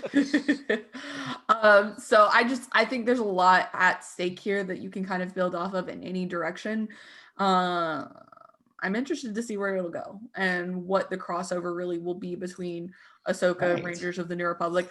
I still think Rangers of the New Republic is a Jedi show, and it's I would not love it, Katie. I would a love police it. show. So, God, I would love that so much. Joe, Like, give it to me. Joe, did you hear my reasoning in the last episode? Probably, but I've probably So- forget it more than likely. We've seen a lot of imagery of the Dawn of the Jedi books from Yeah. Legends in like the Disney Investors Call with like the pyramid and everything. Tython was first mentioned in the Dawn of the Jedi books and comics in Legends. And so you've got that connection, but Jedi. so the first iteration of the Jedi were called Jedi Rangers. Mhm. JEDAI''I. And so I got in that book. I Luke's, like that book. yes, in Luke's search for how the Jedi was founded, we know he was doing a lot of research into kind of the first temples, how everything was done, and so he could have said, "Okay, we're going to start it off like they originally did and go with Rangers." The High Republic, they're calling the Jedi. They said the Jedi act more like Rangers. And Dave Filoni's wife, I've mentioned this before, is a huge Middle Earth fan. She, like what Dave Filoni is to Star Wars, she is to Middle Earth. And in Middle Earth, Aragorn is a Ranger of the North who go out and ride and protect things. Katie, when she said all that, it makes a lot of sense now. I can totally see it being, and because like I said, and even in the High Republic, they said the Jedi are more like Rangers. Like that was a term they threw out. They're just out kind of help them where they can. You know, almost. Have you ever seen, Kung Fu: The Adventure Continue, like back in the day on TV, Yeah. where he just walked to town and karate kick people and go to the next town? I'm imagining that's what it is. Like, like I said, the Ranger, you think, I know immediately you think Chuck Norris with his cowboy boot karate kicking people, but I mean, there's not me. I there- think of you Power go Rangers, out but there. Oh, whatever. come on, Walker, Texas Ranger. Come on. I'm on anyway, a Power like- Rangers show. Of course, I'm gonna think Power Rangers. But I could see, like Katie, when she said that, it totally, like I could so see that this It's being okay. a Jedi. Okay. You were picking up what she was laying down. I got you. Interesting. Mhm. I think it's a possibility because, I mean, we know for a fact that the prequel trilogy got in trouble for a lot of the politics stuff. And while we do want to see the little guy, people also want to see the Jedi. So, We want to see the Jedi. Sarah, we've cut you off for like the last 20 minutes. I'm sorry, Sarah. That's perfectly My bad. fine. That's perfectly fine. I'll shut up. Where do no you problem think- with that. Where do you think season 3 or the future of The Mandalorian is going to go? Well, I want it to be more Mandalorian based. I mean, like you said, it's like the whole Mandalorian arc. Just I want to see more of that. I want to see how more getting Mandalore back together. Because it has, it was destroyed over, the wars and all this kind of stuff. And even with Boba saying, he's like Mandalore, it's like planet was like turned to glass, that kind of thing. So it's kind of like rebuilding that. So that's kind of and get away from the Jedi. So maybe this will be kind of like the last time that possibly the Jedi is mentioned within this series. And then with Boba Fett, I mean, maybe his chapter will be kind of interweaved into it. Even if it does go with, Boba or whatever. I just want it to be more Mandalorian based. That's what I want. I want it more of that storyline, like you said with the dark saber. How, maybe just getting Mandalore back on track. Maybe that's how they're kind of pulling that back together. I got Which a is hot where- take question, but I might save that for. We could probably do an entire episode on what I'm getting. So I got a hot take, but we're gonna need Joe and maybe Aaron to come back when I pause it because we're gonna need somebody on the other side. But we'll wait. I'll save that. We'll schedule something. Sarah, Yes. you just reminded me of something. So when R2 comes out, I thought that was more fan servicey really than the Luke Skywalker appearance. I forgot something to say about that too. So continue on, Sarah. But But- Grogu, he loved that. He was just like, ooh. And Well, Brian, I he was think- like, he's going to take like R2's little And he eye thing danced for there. him and stuff. I loved it. He was like, do for him. I was like, oh, No, R2. okay, so I thought R2 recognized Grogu and Grogu recognized R2. Yep, that's what I was gonna say. Really? That if you think about it, Yeah. R2 was there at the You just academy blew my when mind. Grogu was You there. just blew my fucking mind. It was because the I think minute you're right. R2 starts I think you're talking, right. Grogu stops what he's doing with on Mando and turns Yeah. around and walks up to him. Mhm. Like You I are didn't even right. think about it. I thought maybe it was just like, he was just enamored of him because of of a Yeah, droid. just made me that like it makes even more. sense though. That makes Yeah. sense. The I thought recognition. like R2 really didn't need to come out, but I thought with how Grogu and R2 both reacted to seeing each other, and like we know for a fact R2's good with kids. It's been explored in several books. The novelizations We know of R2 everything. does what he wants. He's not just going to wait in the ship. R2 literally, he's like, no, I don't wait in the ship. I do what That's I why want. his memory's never been erased. Right. Yes. Mhm. But Mhm. I thought, especially seeing the reaction, I was like, okay, they know each other. Like this has got to happen. So Yeah. If like Right if there like with the 3PO and Chewbacca would have come out with him, then I'd have been like, all right, guys, this is fan service. But like, it totally made sense for R2 to wheel it. I don't know. I didn't even think of it like that. You know what I mean? I just thought of it. Yep, makes perfect sense because we know R2, the little droid that literally does what he wants. He don't care. Like 3PO would have waited in the ship. He's got no problem waiting on the ship. R2, he ain't doing that. He's going where Yeah. he wants. He's like straight up honey badger. He's like, I'm gonna do what I want Yes, to. exactly. What did y'all think about? So obviously we got a post-credit scene. Nathan, would you have stayed into the credits if I hadn't texted you and said, "Hey, watch the entire thing through the credits"? No, and even to that, the guy that I work with is a massive, like grew up with the original trilogy, all that, whatever. And we were talking about it, and I said, do you know there was a post-credit scene, right? And he goes, what? No. So he had to go back. He turned it off. He went back and watched it, and he goes, okay, that's cool as hell. I'm in for it. But he had no idea. And this is a big, I mean, he's not like, he's seen all the Clone Wars, all Rebels stuff, but he's not on the internet to know like, hey, I should watch and stay after the credits or whatever. He's just I saw it by regular accident, guy. honestly, because we had just watched it and, we're trying to process everything we saw. And then sometimes you just kind of let it roll. And the next thing you know, I'm like, what? And Brian's immediately, he's like, Jabba's Palace. And then the second time I saw it with my son, he's sitting there and, and I just want to say this, my kid, he's 10, he's a mess. You guys know this. So he's sitting there watching, he saw the X-Wing and he's like, it's Luke. I mean, it wasn't even a question in his mind. When he saw everything, he's like, it's Luke. Yep, that's him. So when then the when he X-Wing, saw, when So the X-Wing came out, I was like, I did the same thing Nathan did. I was like, there is no way in hell they're doing this. And then I was like, I saw they the green went lightsaber and I was like, okay, he's wearing all black and he's got a green lightsaber. I still don't believe it though. And I missed the glove on the hand the first time. And so I get all the way into after he's come up the elevator, I see the glove and I'm like, that's Luke's fucking Skywalker. And I'm like saying that. Then you For see the me, hilt, and when he clips it on his belt, I'm like, that's him. Yeah. For me, it was 100%. the one glove, the Michael Jackson glove. He had one glove and Yes. then one hand. I'm like, it's Luke. I mean, yes, the green lightsaber, the dark, but I saw the glove. I'm like, it's okay. It could be Luke, and then the ungloved hand. Yeah, okay, it's Luke. Well, and that's what I was thinking. I was like, okay, I know for a fact he wears that glove on his right hand, because he's kind of ashamed of it. Yeah. So, so I had seen like the ungloved hand and I was like, okay, the gloved hand is what's going to sell it for me. And I missed it the first time it came up when I was watching it the first time. And so then I saw it in that hallway scene after he'd come up the elevator and I was like, okay, it's Luke Skywalker.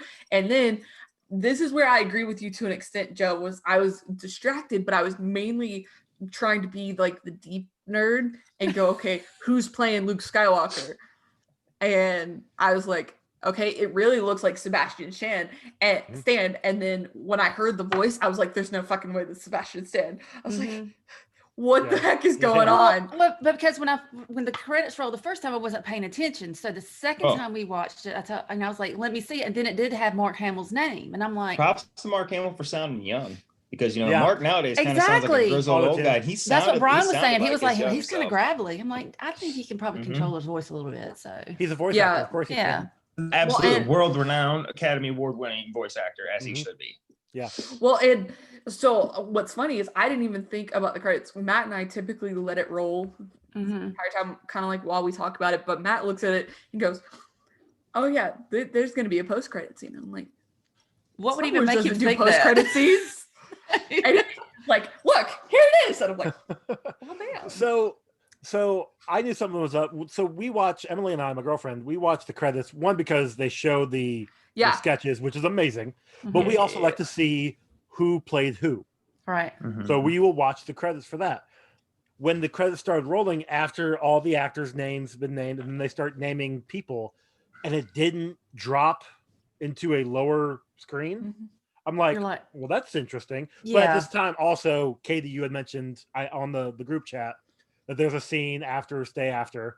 So I kind of already knew, but at the same time, I would have stayed anyway because it didn't. No, but it didn't shrink. So I'm like, well, they definitely have something. And so it wasn't a surprise. The post credit scene was a surprise. But seeing it was a surprise. Like what happened was kind of fun. Large bid Fortuna, like come Dude, on, I that felt was bad. hilarious. I mean, same actor too, which is awesome. Yeah, same actor. How about Finnick just walking right on the Rancor door, like no F's given. She just steps right on the Rancor door, just looking at him. Loved it. Like she looked around, couldn't find an F to give. Yeah. She walked straight up. Yeah, I was just like, well, the Rancor's not there, so I mean, that doesn't mean they can't get another one, or just something. But even my kid, when he saw that, he was just like, "Jabba's palace." I'm just like, I instantly. I saw exactly because it was just. I saw the Binary Suns, and I went Tatooine. Yeah. And then we went over there. I said, "Jabba's palace." Like, I was like, huh? And then seeing Bubba walk in, it was just like, oh, and dude, like, he just what's that? He's like, down. I'm like, okay, whatever. Love it. You got Finnick 3PO Shan sitting next to him on the thing, like, whoa. There's gonna be a force to be reckoned with. Yeah, you talking about like that was insane. That was cool. I thought it was she's taking a drink and she's got robo guts. I'm like, how does that work? Like, well, what's happening there? We saw she get her little door there with robo guts and she's drinking. Up, it's fine. She just can't breathe very well. Okay. Yeah, exactly. Well, I got one more thing to say on Mark Hamill's involvement. I thought it was interesting. I still wish they would have done a recast. But there is also precedent of Mark being in The Mandalorian. He was in the Gunslinger episode as the bartender droid. Yes. So they already had kind of built that connection there. It's not really even a thing to say about Mark Hamill's appearance. It's more of just a, hey, there was already this connection here, just as so you're aware kind of thing. Well, it's also at the same time, you can't have Star Wars without Mark Hamill. Like, let's be honest. He helped build the franchise as Luke Skywalker. He helped continue it in the sequel trilogy, not so much the prequel, and then he's shown up as a voice actor in at least 2 episodes. Like, if you can't have Star Wars without Mark Hamill, you think Star Wars, you think Luke Skywalker. Yeah, they go hand in hand. And it was the safe choice overall to have Luke Skywalker come in. But I think it really works with the timing. I loved it personally, especially being a Legends person, like Nathan said earlier on, with wanting to see that powerful Luke Skywalker. I mean, Luke is a fucking badass in Legends, but that's my thing, is that if you want a badass Luke Skywalker, go read the Legends. They're there. And it makes, like, it'll allow you to kind of have that perspective on Luke Skywalker as a powerful being, and it's always going to be Star Wars. It might be fancy fan fiction. Though. I'd say it might fiddle your sticks, though, if you don't get to see that. You're reading all this badass stuff. But like I said, I'm glad they did this because at least, like I said, no matter what you think of the Luke and the sequels, none of that. Like, at least you got this, so they're at least now. Like, if you're only a visual, if you've never read anything, if you're only I watch this stuff kind of person, at least now you've got a 5 minutes, of like you go, yep, that's the Luke I knew, and then you can go to like like I said, see cow, milking Luke and all that cool stuff, like whatever. But at least you got to see this. So I mean, that's what I'm saying. Like I said, it makes it a little better for me personally. Like, I can swallow The Last Jedi a little better now. Like, hey, I got this. You know what I mean? But I like seeing that the way, like I said, it does kind of tie in Return of the Jedi to this point, because at that time, you see his journey, and by that time he, like I said, he goes from being the whiny teenage kid to now he's almost like the Jedi Master. So it's like his. In Return, I would have called him a Jedi Master. In Return, yeah, exactly. Jedi, so by the time he ends there, with his black, even though you don't see that, it's just his reverence for the Force, is wanting to bring on Grogu as a apprentice. I mean, it's kind of adding Gives to me that chills thinking about story. it. It's just adding on to that. And granted, I have not read Oh, those. Can I you see haven't Grogu done. with a tiny lightsaber? He's just out there, like doing lightsaber moves. Just a little tiny lightsaber. Yes. But I mean, I just like seeing that because it's just like you said. This is the Luke Skywalker that we know from the original series. From his, and it's nice Look, he's got a seeing that because double-bladed now the only lightsaber. thing that you really have stuck in your mind now are the Skywalker saga. So it is nice to kind of see, that the original, that kind of, we kind of miss that Luke a little bit, What if Grogu's lightsaber is like a great sword? It's just like this huge blade, and he just hits you from like 5 He feet reached away. for And the people dark be like, saber. yes. He reached for the dark saber. Well, I'm just going to Yeah, he say, did. curious how Gideon's going to play into this too, because I mean, he's kind of been beat down. So is he going to pop back up? Who's going to be the baddie now? So, that's going to be kind of interesting, but we'll see how it plays out. We got a little time to think about it. So A year. I think it's going to be Game of Thrones with a battle for the chair of Mandalore and the saber. That's how Mando progresses forward. I think Thrawn is the overarching villain that they'll all have to team up to come and to get. He's going to be one that puts the First Order together. That's my. well, what if Dan is prediction. the one to bring Mandalore back together and not necessarily Bo-Katan? Bo-Katan? God, people will lose their ish.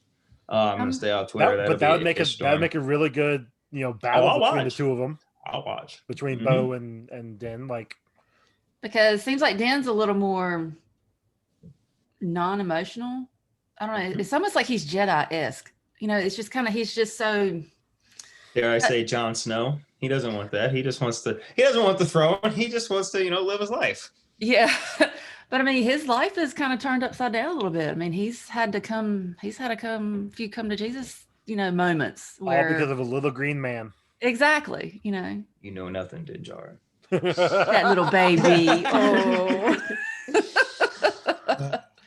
All right, y'all. Is there anything Yeah. else we want to hit on this episode or the future of The Mandalorian? Can't think of anything else. I've got no other jokes, so we're good. Right. Any more hot takes? No more hot takes. Yeah, I think we're We're all still friends, so it's good. Yes. Yay! Don't disown me, guys. Oh, like I said, I got a question. I got a question out there that I will throw out there offline. That it will be an episode all on itself, and maybe not one that people want to discuss, but we'll. Nathan, throw it out there right now. Let us think about it a little bit. Come on. All right. Well, all right. Well, it's gonna sound bad. It's gonna sound bad. No matter We have to how you end look it at after this, though. Yes. Okay. Like, Yes. There we is have to no think about discussion after this. This is just Okay. Cliffhanger. So Yes. with everything that we know about what has happened with the sequel trilogy and fan reaction, the divide with Last Jedi, the underperformance with Solo, so much so that they fired directors mid fucking film because it was too jokey and zany. What they did in Rise of Skywalker, how they basically rewrote a lot of stuff, whatever. And then what we see here now with The Mandalorian. Is there a concerted effort to get Star Wars back on track and make a universal fan and not so much auteur directors like a Rian Johnson? And like I said, for whatever it is, because they literally fired the guys in the middle of Solo, brought Ron Howard in, who's way more Star Wars conventional. They brought JJ back for Rise of Skywalker, and we know all the stuff that felt way more like Star Wars. Mandalorian feels way more like Star Wars than anything Rian Johnson. All I'm saying is it a concerted effort? Not even Rian Johnson necessarily, because the Solo directors. Is there a concerted effort to take the auteur directors and your fancy little woody-woody-woodies from the Skywalker saga, maybe from the Skywalker timeline? Because we know Taika Waititi, he's getting his film, but there's no telling. He could be doing something way in the future, way in the past. Nothing to do with this. But is there a concerted effort to keep the Skywalker saga more in line and more fan unified and not so auteur and out in left field? So that's my question. It'll be a whole episode. Like, give you guys time to think. Like, let's you know what I'm schedule saying? that Like, episode could be, because definitely right, because I got I know there's some people, thoughts. Well, because I know there's people right now, that crucify me, go, no, F that, because this is the best. And there's people that probably agree with me. So like, it's worth a conversation, and I'll hear both sides. Like Joe, I can already tell. Like, I'm willing to hear both sides. But you know what I'm saying? I lay out some decent points. You know what I mean? And we can touch on, we'll dissect it further, but that's all I want people to think about. Don't crucify us. We can have a civil conversation. Yep. I'm down to come back to talk about that one. See, that's what I said. I need you and Aaron because I need that other side. I kind of want let's just bounce it off each other. Let's Yeah. work it out. See what we think. Let's do it. Maybe we can come to a middle ground. I mean, that would be a Okay. good conversation. I mean, that would, Yeah. that's a good, Maybe, that'd hey be Joe, great conversation. maybe it's a future Patreon episode or something. We get people on the Hey. Patreon. Hey, you know what I'm saying? There we go. Yeah. Yeah. Still got schedule. I think it'll I work. got scheduling. Yeah. So, yeah. Yes. So the next episode of Star Wars Alliance, since we're talking about scheduling and everything, it will be, it looks like it'll be the 11th, I think is what it is. Wow. So we'll be talking about the first part of the High Republic thing, because Nathan and I will be very into it. I'm ready to get into that. I've heard good things so far. It's the first book we'll be talking about is The Light of the Jedi. The Light of Jedi. Light of the Jedi. Yes. The Light of the Jedi. It's by Charles We Soule. need to decide how many chapters we're gonna do, because we might not have both listened to it. The listeners might not have. We'll decide all that but we're gonna discuss at least the first quarter, first half of that book, first impressions, something with that book. Yeah. So that'll be the main part of the discussion, is that book, kind of first impressions, and then maybe talking about spoilers in it. But we will be taking some questions, probably just kind of using. Please. So if you've got questions on Mandalorian, I know we were supposed to go live in this episode, didn't end up working out. So if you want to talk about the Mandalorian, if you want to ask questions about season 2, let us know your theories. Yeah, Where do you give think us your it's theories. going? Yeah. Drop them on Twitter. Send us a DM. Email. I don't have an email on this one yet. There's get a one Geek of- Ultimate Alliance email somewhere. Somebody can get something. We'll Yeah. figure it out, guys. Yeah, but we definitely want to hear them. So those will probably be the main topics, as well as any news that we might potentially get. So definitely stay tuned for that one. That will be January 11th. So Sarah, tell us where they can find you on Twitter. You can find me at Mighty Lee Kitten. You can also find me Friday nights live on Super Civil Servants. And that's pretty much it. I mean, I've really enjoyed hanging with you guys for the past, 3 Star Wars episodes. So thank you very much. Like I said, I for kind of coming. consider you guys masters and little Padawan. So We'll get you that, Sarah. We'll get I'm you. getting into the books. Like I said, I would really love to see something set like Revan, because I'm really Yes. digging that story. I mean, it's like I said, because it's bringing in Sith, Mandalores. It's Yes. I want to go back Yes. that way. It's like 1,000 years before, but Read Darth Bane. Yes. Oh, that's on my list. Nice. Don't worry. Read That's on my read list. Yes, Joe, you know what? That is a great Yes, trilogy. that's And on my if list. we're doing hierarchy, I'd say Katie's the master. I'm a knight. And you know what? You guys are getting there. You can be the Padawans. You're not villains. You're I not- would consider myself more You of can a be on the knight. I've knight? read a lot All of. right. I've You can be got a a lot knight of with Star me, Wars Joe. Come on. knowledge. Yeah. All I'm right, not then Joe's definitely not not with me. master. But it's But like I I'm think starting to Katie's- wonder: am I more I think Katie's Sith master or rank. Jedi? Because I'm like digging the Sith. Just, Right? I don't know.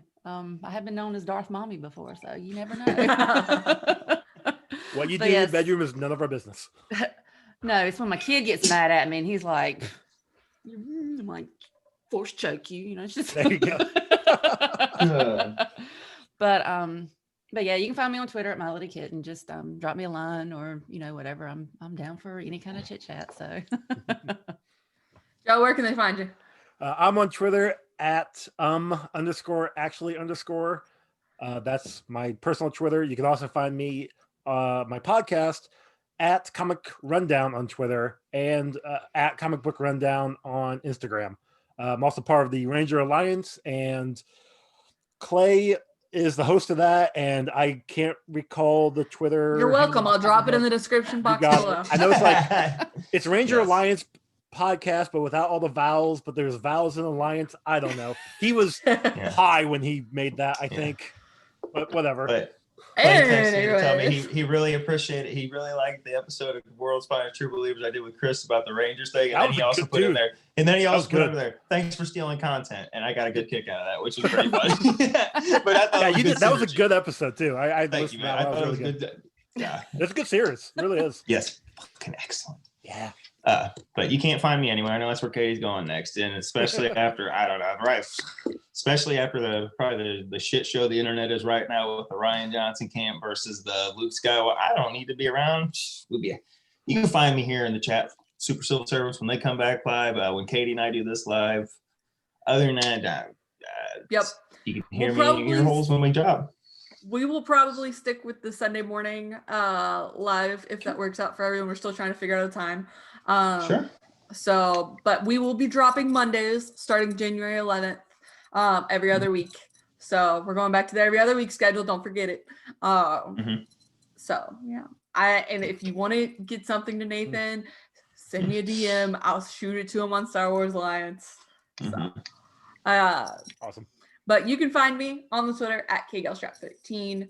That is my personal Twitter. The show's Twitter handle is Star Wars Alliance 2008 and the Wars.